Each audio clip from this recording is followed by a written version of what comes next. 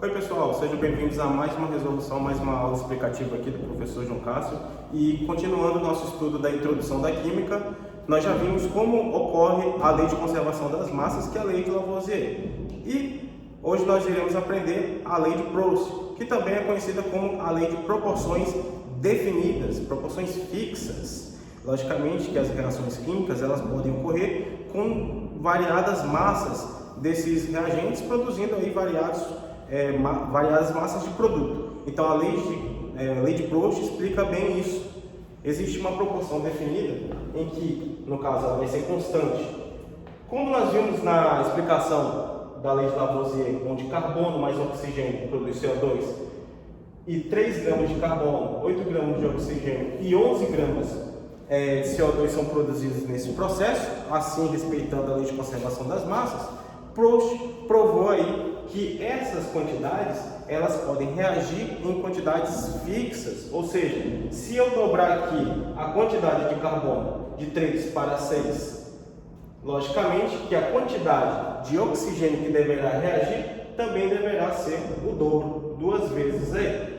Então 16 gramas de oxigênio deverá reagir com 6 gramas de carbono. Por quê? Porque 8 gramas de oxigênio reagem com 3 gramas de carbono. E isso também implica na quantidade de produto. Se 6 gramas de carbono reagem com 16 gramas de oxigênio, irá produzir 22 gramas de CO2. Veja só, galera, 3 vezes aqui, ó. Tripliquei a quantidade de 3 para 9. Logicamente que a quantidade de oxigênio também deverá ser triplicada para reagir na totalidade. Então 9 gramas de carbono reagem com 24 gramas de oxigênio e a quantidade de produto deverá ser o triplo da quantidade inicial observada, obedecendo à lei de conservação das massas e provando aqui que existe uma proporção definida. Essa é a lei de Proust. Veja só este exemplo aqui. A mesma reação, carbono mais oxigênio produzindo CO2. Se 12 gramas de carbono precisam de 32 gramas de oxigênio, qual a quantidade de CO2 que deverá ser produzida? Lei de conservação das massas, lei de Lavoisier, somam-se os dois, né? 12 mais 32, 44 gramas. Então aqui a gente prova que a quantidade a ser produzida deverá ser 44 gramas de CO2.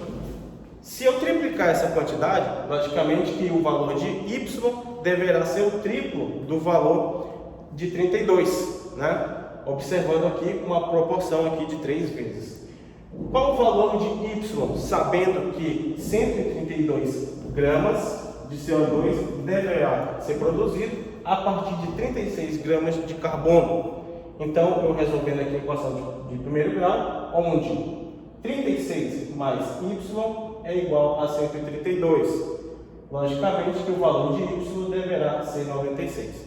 Uma coisa interessante que você tem que observar, prestar atenção, é que uma reação química sempre tem aqui no primeiro membro os reagentes e no segundo membro os produtos. Então, se você tem uma equação química, logicamente que você pode relacionar isso a uma equação do primeiro grau. Então, é a mesma ideia.